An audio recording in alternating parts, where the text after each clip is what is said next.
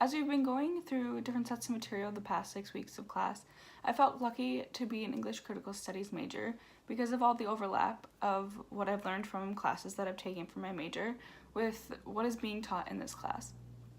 Applying theories to films and other things than novels and autobiographies has been very eye-opening to me and has helped me expand my expertise in the critical studies field.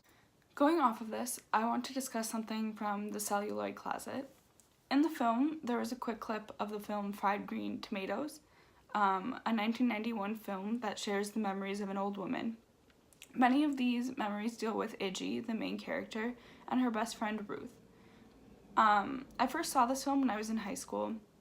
I did not see any queer theory come into play. However, when I took English 284, Theory and Criticism, my sophomore year of college, I was introduced to the film again and saw the relationship between the two main female characters in the movie much differently than from the first time I watched it. Someone in my class had said that the food fight scene between the two women represents them making love. When I first heard this, I was taken aback and had to think about what I had just heard. However, as I saw the clip come up in The Celluloid Closet, I finally saw what my classmate was talking about. In The Celluloid Closet, it is said that, quote, all minority audiences watch movies with hope. They hope they will see what they want to see, end quote. It's also said in the film that gay and lesbian audiences learned to read between the lines to find what they were looking for. These two tidbits of information helped me see the queer theory of Fried Green Tomatoes. The food fight scene, I saw this as what it really was. Two females making love to one another. It was just something that needed to be seen between the lines and uncovered by an audience that sees differently because of their own identities. I was also reminded of this scene from Fried Green Tomatoes when I was reading Ari's response. Ari says she doesn't understand how society has double standards with how different gay people interact. She brings up how The Celluloid Closet discusses society being accepting towards females being tender, loving, and engaging in intimacy, but not accepting towards the same interactions between males. It makes men uncomfortable to see two men engaging in intimacy on the screen, but it doesn't when they see two women being intimate on the screen. Why is this? I'd like to answer this by saying it's because of who has the control in our society. Straight, cis, white men. They see two females being intimate as something they could get pleasure out of. They fetishize it. These same men who fetishize two females' intimacy cringe when they see two males' intimacy. In The Celluloid Closet, it is said that when straight men see intimacy between two men, they begin to see themselves engaging in this contact too. And it makes them uncomfortable enough where they shun male-to-male affection and display a homophobic reaction.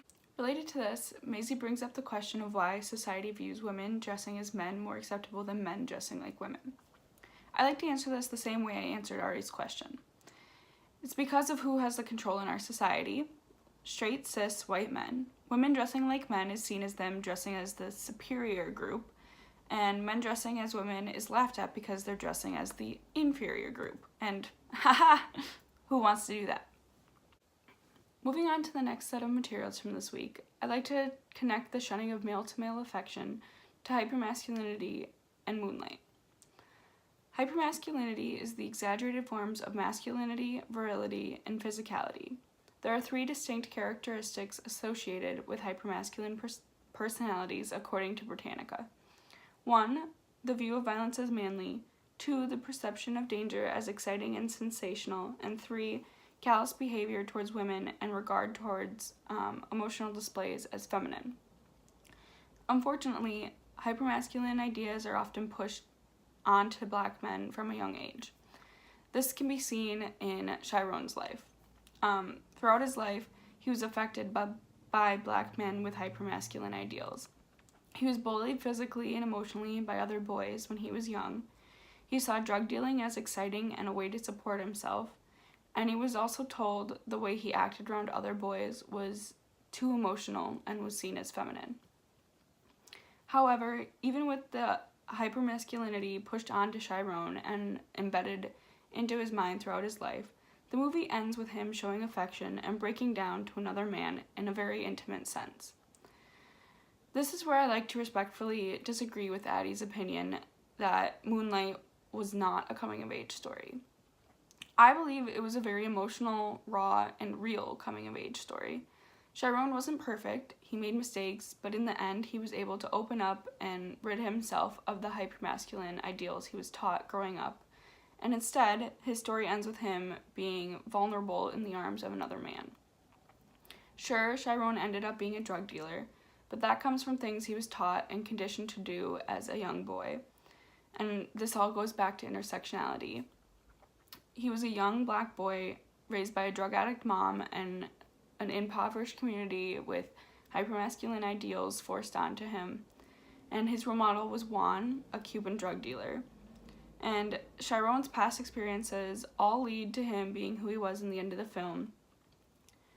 However, the last scene, he finally opens himself up to Kevin once again, and he went against the hypermasculine ideals he was taught and portrayed throughout most of his adult life. This is why I believe Moonlight was a very real coming-of-age story, because of Chiron ridding these hypermasculine traits that were ingrained in his personality from a very young age, and through all these hardships, he was able to open himself up once again to another man and be vulnerable with him.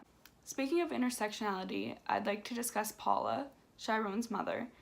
Moonlight is full of intersectionality, but Paula's affected me in a different way.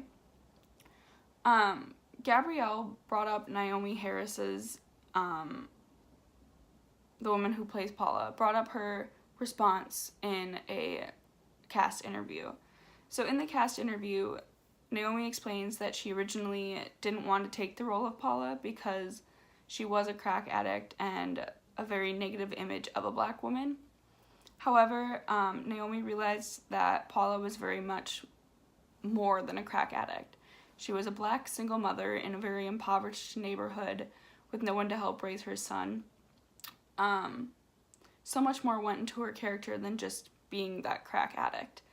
In the third chapter of Chiron's life, there's a scene with Paula and grown Chiron. The viewer can tell that Chiron's still upset with his mom and how he was raised and how his life went as a young boy. But the viewer can also see that Paula has grown since then. She fought her addiction and she decided to help others combat their addictions, and then this just proves that Moonlight was full of characters with diverse identities, and it really did portray intersectionality so well and so differently than other films in the industry at the time had. Time and time again, after I watch or read the materials for this class, I'm reminded of intersectionality and how it works within society and within people's lives. I think it's so important for more people to understand their different identities and the different identities that people around them have, to help them see where the privilege in society comes from and how we can help those who don't have the privilege in our society. I also think it's important to understand that not everyone experiences situations the same. And this thought reminds me of the quote from The Celluloid Closet that, quote, "All minority audiences watch movies with hope. They hope they will see what they want to see. That's why nobody really sees the same movie," end quote. Our diverse identities force us to see things differently, and we need to recognize that everyone has distinctive identities that cause them to see things from a different perspective, and I think this will really better our society.